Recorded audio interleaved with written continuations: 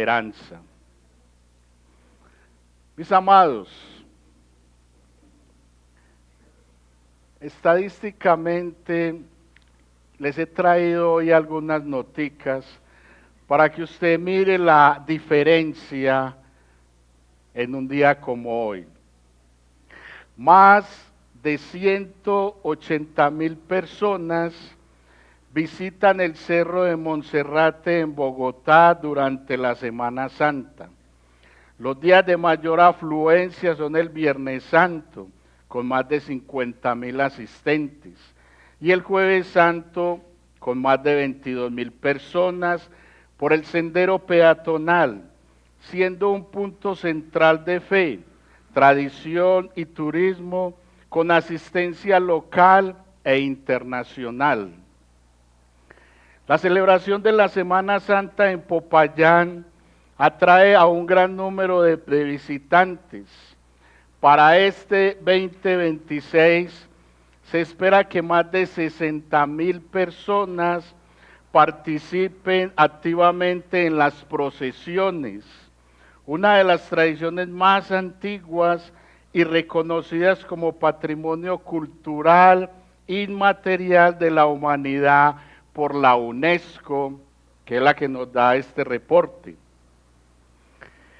Para la Semana Santa de 2026 se espera la visita de aproximadamente 25,000 a 30,000 personas en el municipio de Girardota, aquí más conocido por nosotros.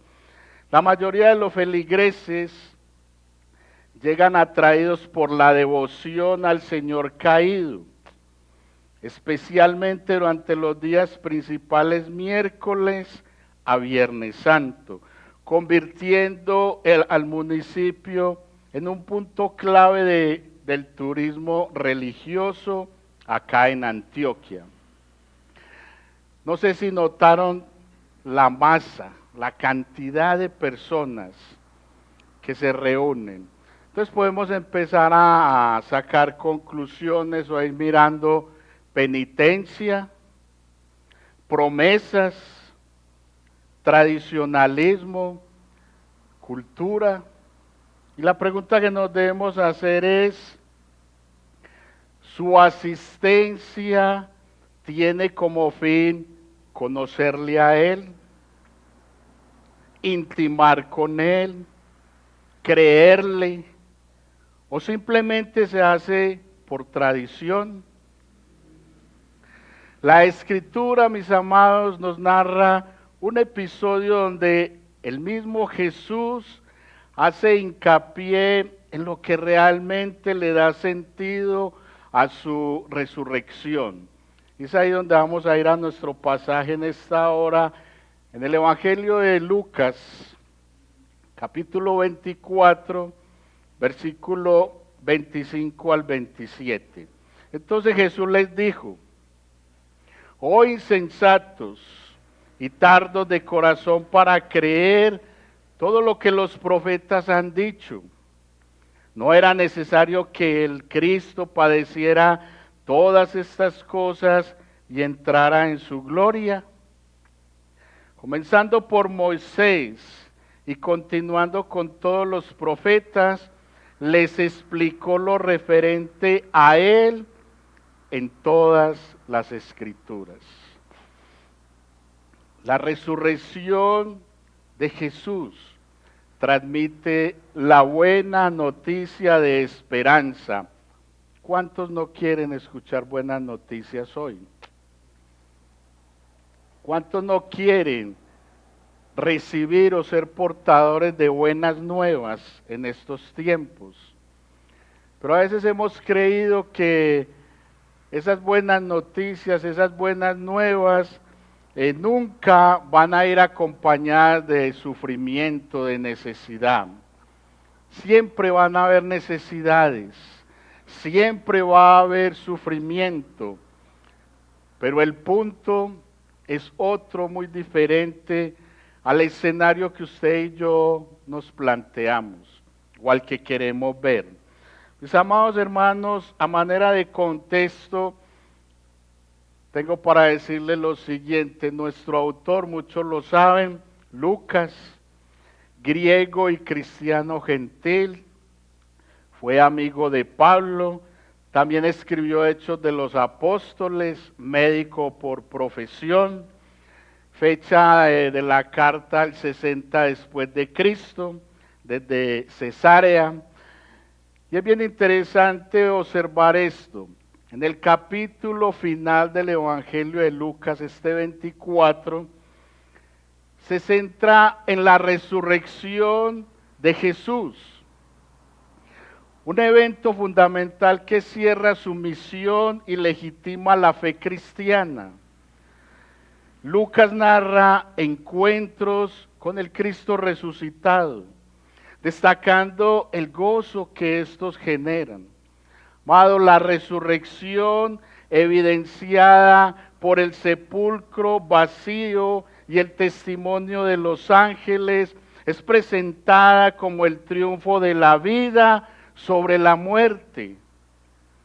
Las mujeres son las primeras en descubrir el sepulcro vacío y reciben el mensaje de los ángeles, quienes les preguntaron: ¿por qué buscan entre los muertos al que vive? Este encuentro resalta que Jesús no está en lugares de muerte, sino en la palabra de Dios. El relato también nos incluye la experiencia de dos discípulos en el camino a Emaús que acabamos de leer, donde Jesús se les aparece y les explica cómo las Escrituras profetizaban su sufrimiento y resurrección. Al partir el pan, sus ojos se abren y reconocen a Jesús, lo que simboliza la revelación de su identidad. Posteriormente a esto, Jesús se presenta a sus discípulos mostrando su cuerpo resucitado y cumpliendo así las Escrituras.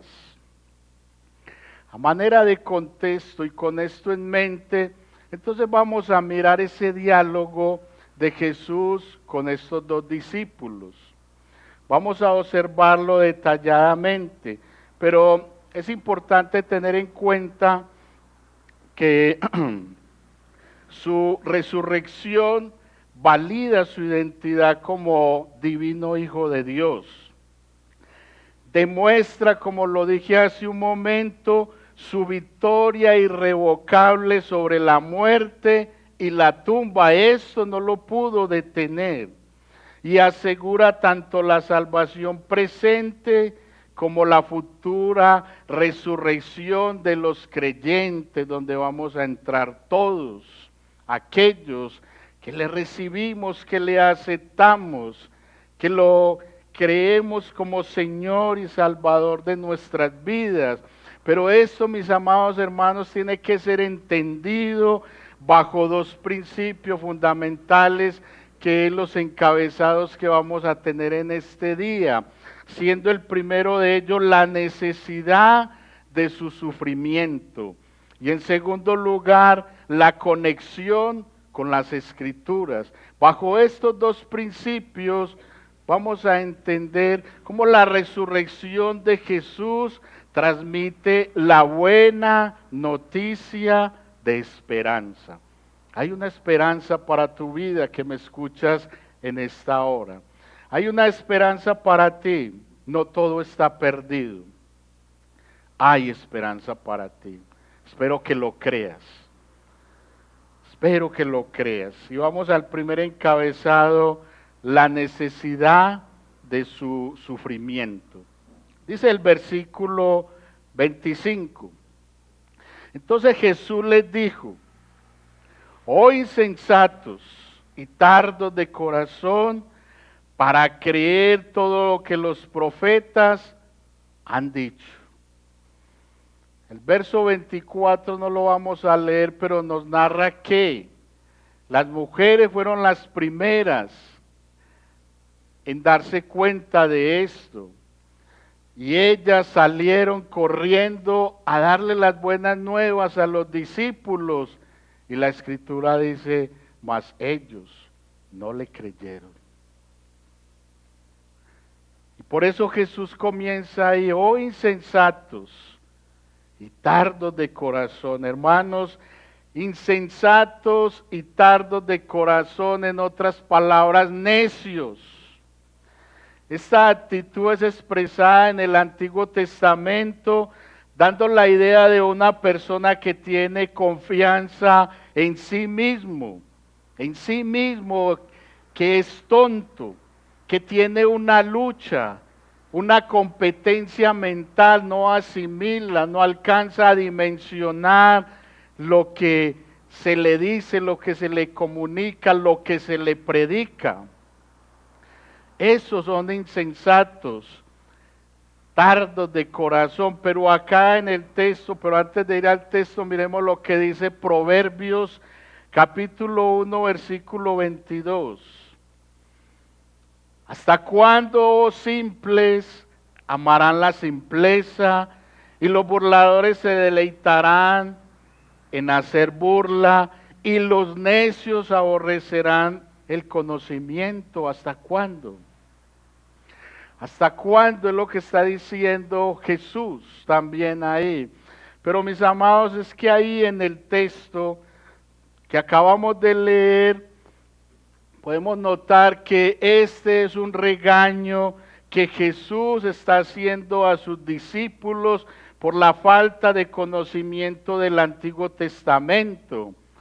Recuerde que ellos ahí, aunque estamos en el Nuevo Testamento, aún están basados en lo que dice la Escritura en el Antiguo Testamento. Y cuando el Señor acá en el texto les dice, oh insensatos y tardos de corazón, para creer esto, el Señor no está diciendo nada más y nada menos, y es un término muy fuerte ahí en la Escritura cuando uno lo investiga, es un término que implica que es una persona cabeza hueca. No me gusta mucho decir esto, pero creo que usted lo ha escuchado por ahí, que llegan y dicen, ¿por qué eres tan bruto? ¿Cierto que muchos, es que no entiendes esto? No se le debería decir a alguien así, pero no lo estoy diciendo yo. En el original Jesús está diciendo ahí, ustedes son cabeza hueca. No han entendido esto. ¿Cómo puede suceder esto? Ahora, ¿qué diría Jesús?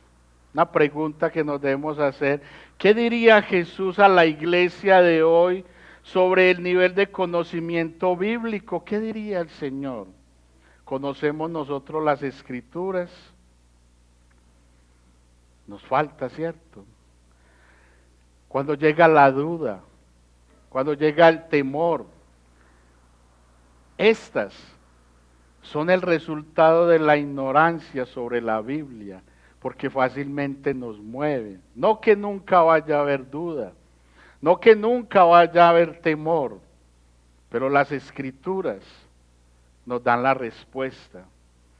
Las Escrituras nos llevan a afrontar esas situaciones. Claro está, hay que hacer la salvedad. Hay hombres, hay siervos del Señor que también nos pueden dar un consejo. Pero, ¿qué puede decir el Señor de nosotros sobre el conocimiento de las Escrituras? Pero el Señor Jesús complementa esa afirmación con algo muy tremendo que dice el texto ahí, con una pregunta. Me encanta porque las preguntas de Jesús conllevan todo. Nos exhorta, nos consuela, nos edifica, nos pone a pensar, nos mueve el piso. Pero en el versículo 26, el mismo Jesús le dice a estos dos discípulos, ¿no era necesario que el Cristo padeciera todas estas cosas y entrara en su gloria? Preguntas retóricas. Esto tenía que pasar. Sin esto, mi sacrificio acá en la tierra, dice Jesús, no tiene ningún sentido. Sin esto no hay méritos a lo que yo hago y he hecho, está diciendo Jesús ahí en su escritura. Jesús se los había dicho repetidas veces a sus discípulos. Esto fue lo que sorprendió no solo a los discípulos, sino también a muchos judíos. Porque el judaísmo, mis amados, del primer siglo después de Cristo, no hacía mención para nada de estos versículos. Por eso el apóstol Pablo, en su carta a los Corintios, en la primera carta, capítulo 1, versículo 23, dice: pero nosotros predicamos a Cristo crucificado, piedra de tropiezo para los judíos y necedad para los gentiles. ¿Qué es la palabra del Señor allá afuera? Piedra de tropiezo. Piedra de tropiezo, porque la palabra confronta el pecado. Porque la palabra confronta tu manera de pensar, de actuar, de sentir. Entonces, tanto judíos como gentiles no soportaban esa palabra.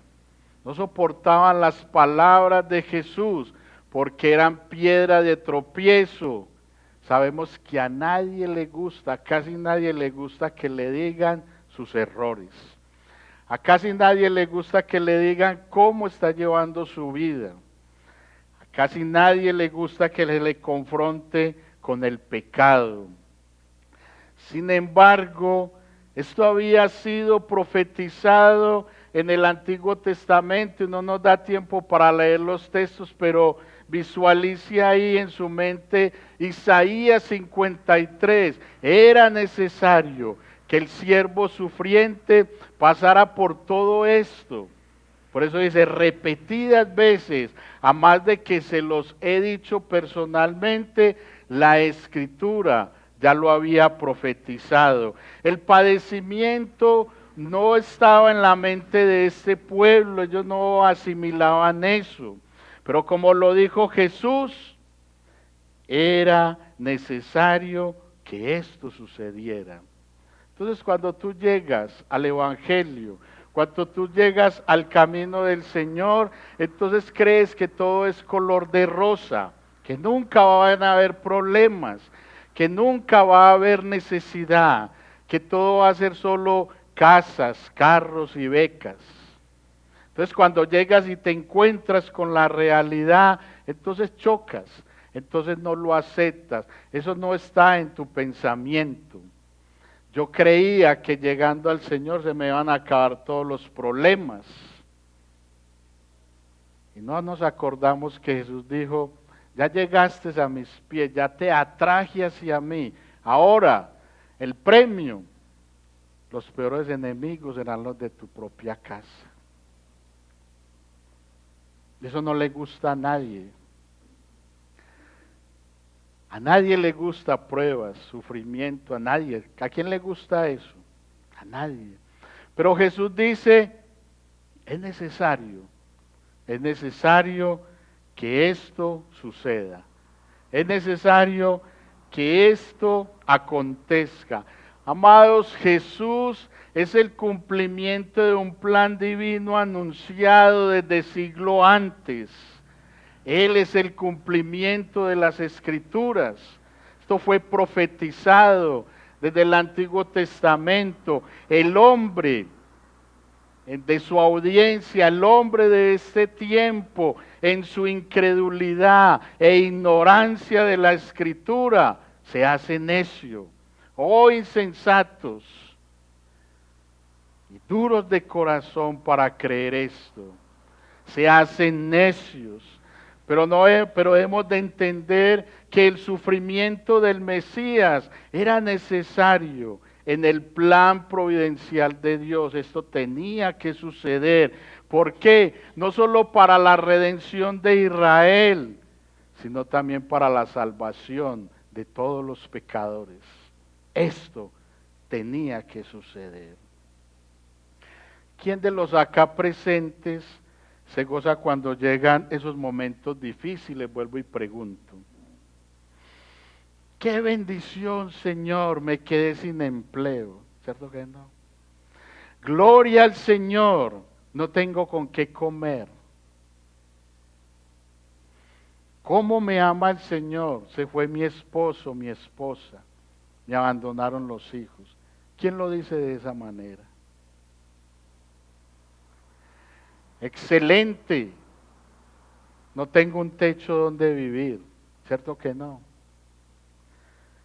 ¿Quién se llena de gozo en medio de ese sufrimiento, en medio de la escasez? ¿Quién se goza en medio de las enfermedades? Nadie. Jesús enseña abiertamente que el Hijo del Hombre debía sufrir muchas cosas y luego entrar a la gloria mediante el sufrimiento. Tenía que suceder todo eso antes de él entrar a su gloria. El venir a Cristo, mi amado hermano y hermana y amigo que me escuchas, el venir a Cristo no te exime de las adversidades. Nunca te va a eximir de las adversidades, pero algo debes de tener seguro, pero en Él tendremos las fuerzas para vencer y continuar adelante. Solo en Él. Hoy día, muchos asisten a la iglesia, sea la iglesia tradicional o a la cristiana.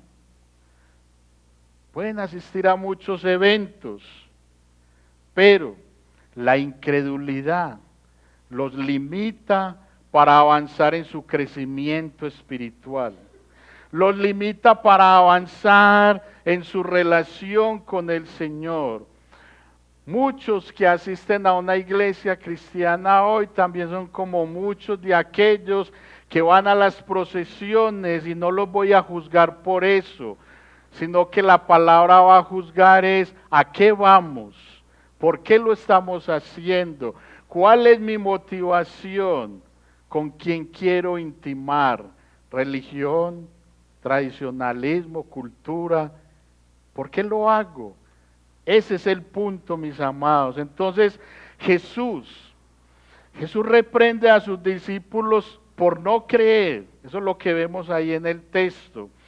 Esta enseñanza nos invita a todos a reconocer que el sufrimiento no es una señal de abandono divino, es que el Señor ya no me quiere, ya no me ama, se olvida de mí. No, sino parte del plan redentor de Dios. Y nunca, mi amado hermano y amigo, nunca te alejes del Señor cuando llegan esos momentos. Es necesario seguir disfrutando de su presencia.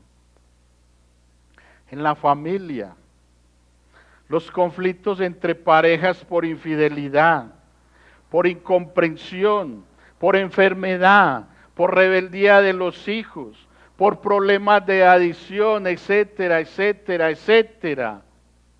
No son fracasos finales, mis hermanos, como con los discípulos que iban camino a Emaús. Se requiere, así como ellos, se requiere paciencia para reconocer cómo Dios empieza a actuar para que se cumpla su propósito, inclusive en medio de las dificultades interpersonales. Al primer problema quiero abandonar, al primer problema quiero dejar mi esposo, mi esposa, al primer problema estos hijos no hacen sino hacerme sufrir. Eso no es el acabose, esos no son fracasos finales. Paciencia, paciencia, porque Dios actúa, Dios está trabajando, así no lo veamos, Él está trabajando. Cuando nos miramos a nivel personal y laboral, podemos entender que somos vulnerables, podemos entender que tenemos limitaciones Ese es el momento donde debemos permitir que Dios nos enseñe, que Dios nos reconcilie, que nos permita experimentar el perdón, que nos permita experimentar su buena obra en cada uno de nosotros. Cuando llegue la necesidad, cuando llegue el sufrimiento, recuerda que muchas de esas cosas son necesarias porque el Señor te quiere afirmar, el Señor me quiere afirmar a pesar de las adversidades. Y es muy importante que tú y yo lo podamos creer en esta hora. Dice Hebreos capítulo 2, versículo 8 al 10. Todo lo ha sujetado bajo sus pies, porque al sujetarlo todo a él, no dejó nada que no le sea sujeto. Pero ahora no vemos aún todas las cosas sujetas a él, pero vemos a aquel que fue hecho un poco inferior a los ángeles, es decir, a Jesús, coronado de gloria y honor a causa del padecimiento de la muerte, para que por la gracia de Dios probara la muerte por todos. Porque, ¿qué dice la Escritura? Porque convenía que aquel para quien son todas las cosas y por quien son todas las cosas, llevando muchos hijos a la gloria, hiciera perfecto por medio de los padecimientos al autor de la salvación de ellos. Era necesario que esto sucediera. ¿Por qué? Porque era necesario.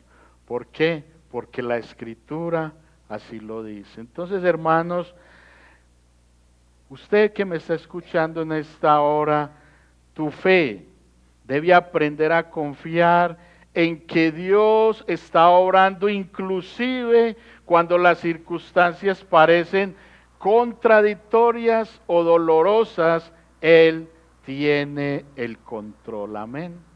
Dios tiene el control. Luego de hacer énfasis en el sufrimiento y lo mucho que se le dificultaban a los discípulos recordar acerca de las enseñanzas de Jesús, ahora pasa a un segundo plano para confirmarles lo que la palabra enseña sobre su propósito acá en la tierra. Y esto nos lleva al segundo encabezado, la conexión con las Escrituras. La conexión con las Escrituras. Dice el versículo 27 del capítulo 24. Comenzando por Moisés y continuando con todos los profetas, les explicó lo referente a él. ¿En dónde? En todas las Escrituras. En todas. Jesús explica a sus seguidores que era necesario que sufriera. Les enseña lo que Moisés y todos los profetas dijeron acerca de él. Pues yo creo que el día no nos alcanza para citar todos los textos, pero algo que está haciendo Jesús acá es muy significativo. Él está mencionando unos personajes y él está mencionando a Moisés. ¿Quién era Moisés? Fue escogido, lo que indica él ahí, por mi Padre para liderar al pueblo allá en el Antiguo Testamento. Moisés fue escogido para eso. Él cita a los profetas. Los profetas hablaron delante del pueblo, delante de mi Padre, delante del pueblo lo que el Señor les había confiado decirle. Pero él también dice, todas las Escrituras expresan, todas las Escrituras comunican la autoridad de Dios. La autoridad de Dios, que significa formalmente su derecho para ser creído cuando habla. Debemos de creer cuando es el Señor el que habla en las Escrituras, pero también obedecer cuando Él ordena. Pregunta, ¿crees cuando Él habla? ¿Obedeces cuando Él ordena? Son preguntas que nos tenemos que hacer. Es de la única manera que se nos mueve el piso. Preguntas, preguntas y preguntas. ¿Qué dice Jesús? Moisés, los profetas, las Escrituras, todas las cosas, ellos y ellas hablan acerca de mí. Eso confirma quién es Jesús. Eso confirma a qué ha venido. Eso nos está confirmando a qué fue que Él vino a esta tierra. Por así decirlo, Números 21:9 dice, Números capítulo 21, versículo 9 dice, y Moisés hizo una serpiente de bronce y la puso sobre el asta. Y sucedía que cuando una serpiente mordía a alguien y éste miraba a la serpiente de bronce, vivía. Eso fue en donde, en el Antiguo Testamento. Pero el Evangelio de según San Juan, capítulo 3, versículo 14, nos dice, y como Moisés, que está citando el Antiguo, y como Moisés levantó la serpiente en el desierto, así es necesario que sea levantado el Hijo del Hombre. Se cumple la Escritura, ¿cierto? Él, el Hijo de Dios, es quien da vida. Es quien da vida. Mire a la serpiente para que viva. Pero ahora es, mire a Cristo para que viva. Solo en Él tendrás vida. Solo en Él tendrás resurrección. Solo en Él tendrás vida eterna. Así como ahora también. Porque Él es el primero y Él es el último. Él es el alfa y la omega. El cielo y la tierra pasarán, mas mis palabras no pasarán. Jesucristo es quien da vida a tu vida y a la mía. Isaías 53:4 dice la Escritura, ciertamente Él llevó nuestras enfermedades y cargó con nuestros dolores. Con todo, nosotros lo tuvimos por azotado, por herido de Dios y afligido. Eso lo dice Isaías 53:4. Todo el capítulo 53, el siervo sufriente. Pero ahora Jesús lo dice en Mateo capítulo 8, versículo 17. Para que se cumpliera lo que fue dicho por medio del profeta Isaías, cuando dijo, Él tomó nuestras flaquezas y llevó nuestras enfermedades. Se cumple lo que dice la Escritura, se cumple. Él, mis amados hermanos, Él, el Hijo de Dios, Él sufrió todo por amor a ti. Él sufrió todo por amor a mí. Pero ¿qué es lo que sucede? Fue necesario que Jesús recordara todo esto. ¿A quién? A sus discípulos. Recuerde que ellos ya iban a esa aldea, a Emaús. Mire, es que cuando yo mira estas estadísticas de estas multitudes, y muchos de ellos que quizás usted les puede preguntar por qué va, porque voy con mi mamá, ¿Por qué vas? Porque es que vine a conocer este lugar. ¿Por qué va? Porque me han dicho que viene mucha gente y es muy bonito. No hay un propósito, ¿cierto? Estos discípulos iban de regreso, caminando, departiendo entre ellos. Jesús se mimetiza ahí y empieza a ver, a indagar de qué están hablando.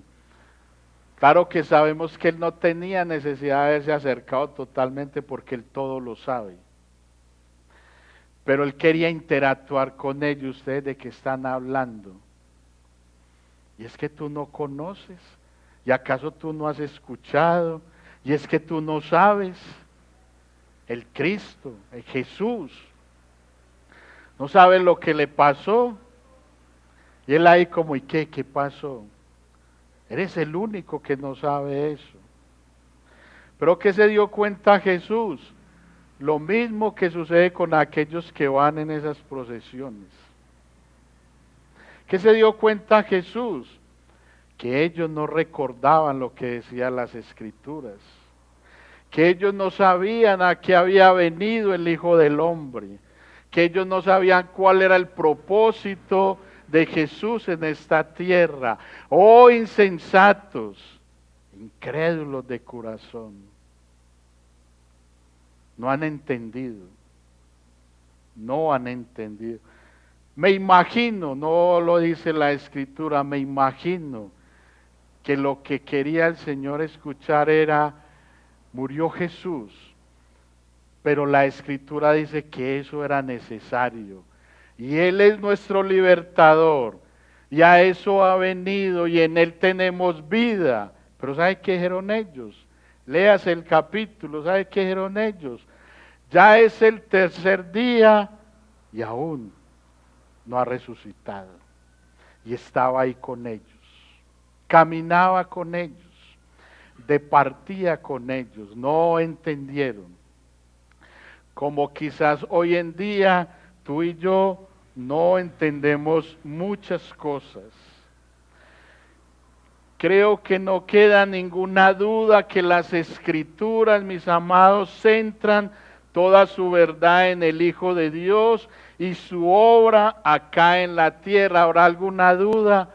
¿Habrá alguna duda? La Escritura nos está citando lo que debería de suceder. La Escritura nos comunica la verdad de Dios a nosotros como pueblo. La Escritura nos sitúa en el camino correcto. ¿Qué debemos de hacer? Pedir sabiduría y entendimiento para acercarnos a las Escrituras en todo momento. Entonces no nos puede quedar la duda o no nos puede caber la menor duda de que Jesús es el cumplimiento de la profecía, que las Escrituras dan testimonio de esto y lo acabamos de ver solo en unos 4 textos y hay muchos más. El ser humano, está en la obligación de acercarse a las Escrituras para conocer realmente el propósito de Dios. Es que yo no sé cuál es el propósito de Dios en mi vida. Acércate a las Escrituras. Esto no te lo va a revelar el pastor. Esto no te lo va a revelar el líder. Las Escrituras te van a conectar con el Señor y vas a entender su propósito. Mis hermanos, la crucifixión de Jesús y los reportes de que el sepulcro está vacío, y gloria a Dios por eso, es una señal. Lo que para los discípulos era una decepción devastadora, que acababa con sus esperanzas privadas, era precisamente lo que cumplía los propósitos salvadores de Dios. Eso tenía que pasar, así eso no quepa en nuestra mente. Eso tiene que pasar, porque era el propósito de Dios para salvarnos mediante el sufrimiento de Jesucristo. Y eso lo tenemos que entender nosotros. Nosotros no vamos ahí como a la deriva, nosotros sabemos que Él subió a esa cruz por amor a mí, por amor a ti. Que Él murió en esa cruz por amor a ti, por amor a mí. Que en esa cruz, ahí, llevó mis enfermedades y las tuyas. Que su sangre preciosa, por esa sangre tú y yo somos lavados. Eso es muy importante creerlos, amados. Mis hermanos, alguien dijo, el acto de acercar lo lejano implica tender un puente desde lo distante hacia lo presente. Cierro la cita. Repito, el acto de acercar lo lejano implica tender un puente desde lo distante hacia lo presente. Mis hermanos, ¿a qué nos lleva esta corta reflexión? Cuando enfrentamos preguntas o problemas desconcertantes, podemos dirigirnos a las Escrituras en busca de orientación autorizada, de orientación confiable. Lo que los discípulos veían en Jesús no cabía en sus mentes, porque lo lejano iba a traer respuesta a lo presente. Iba a dar fe de lo que estaba sucediendo. Tal como Jesús lo hizo con sus discípulos en Emaús, nosotros debemos releer las Escrituras a través de la lente de Cristo y su obra que redentora, permitiendo que esa comprensión transforme tu vida, transforme mi vida en todo momento. Leer las Escrituras con el lente de Cristo, así como Él se las abrió a los discípulos camino a Emaús. Eso hemos de permitir, pero ¿qué sucede? Hoy día muchas personas, escuche esto, dicen, yo he leído toda la Biblia. Qué bendición, ¿cierto? Yo he leído toda la Biblia, pero muy pocas dan credibilidad a su contenido. Hoy día a muchos les cuesta demasiado, no solo creerla, les cuesta demasiado obedecerla y les cuesta demasiado dejarse guiar por ella. ¿Para qué leer toda la Biblia si no la creo? ¿Para qué leer toda la Biblia si no la obedezco? ¿Para qué haber leído toda la Biblia si no dejo que mi vida sea dirigida por ella? Prefiero más bien ir paso a paso, lento pero firme. Rumiar la palabra, digerirla, deleitarme en ella. Que así sea un versículo, yo diga, gloria a Dios. Este texto me habló, este texto me confrontó, este texto me llevó a pensar en Dios. Mis hermanos, urgente, SOS, urgente. Leer, meditar, guardar y poner en práctica las Escrituras, porque de lo contrario, mis hermanos, te quedarás sin herramientas, te quedarás corto para conocer la voluntad del Señor e intimar con Él. ¿Cómo voy a intimar yo con el Señor si no le conozco a través de la Escritura? Te quedarás sin herramientas y corto para este proceso. Esposos, no estarán conscientes de su rol en el hogar como sacerdote, proveedor y guía. Esposas, desconocerán completamente su rol como mujer sujeta a su esposo y que con sabiduría edifica la casa. Hijos, desconocerán completamente que deben honrar y obedecer a sus padres si no leen, si no meditan, si no guardan, si no practican la palabra del Señor. En tu entorno personal y laboral, si desconoces las Escrituras, nunca serás ese facilitador de la unidad. Nunca serás ese constructor de puentes. Nunca serás esa persona que genere confianza. Nunca serás esa persona que modele la honradez, que tenga las buenas prácticas que solo Dios da, si tu vida no está dirigida por la verdad de la palabra. Esto no sucederá. Apocalipsis capítulo 19, versículo 10.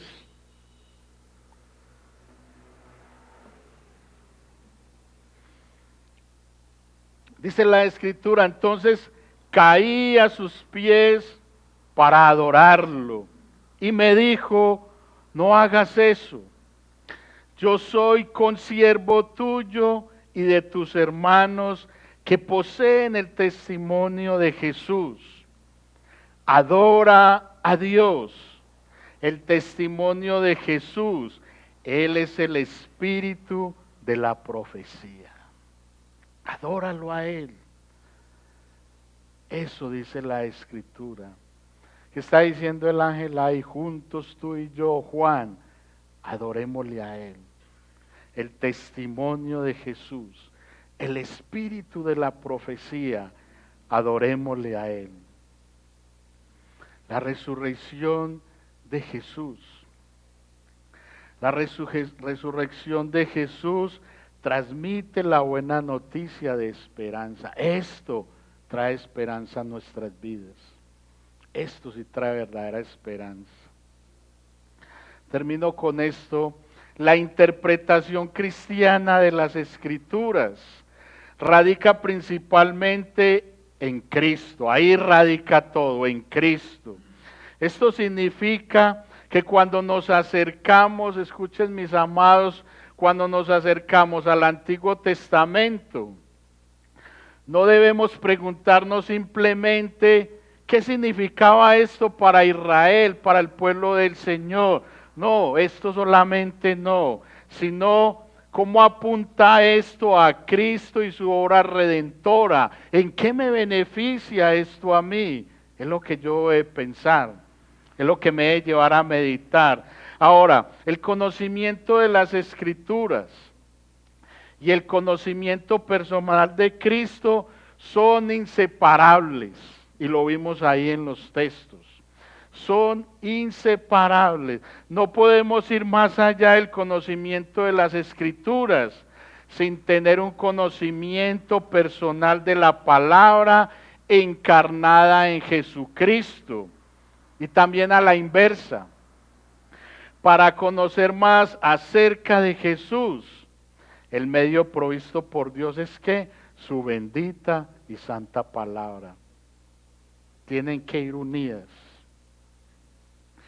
Tienen que ir ligadas.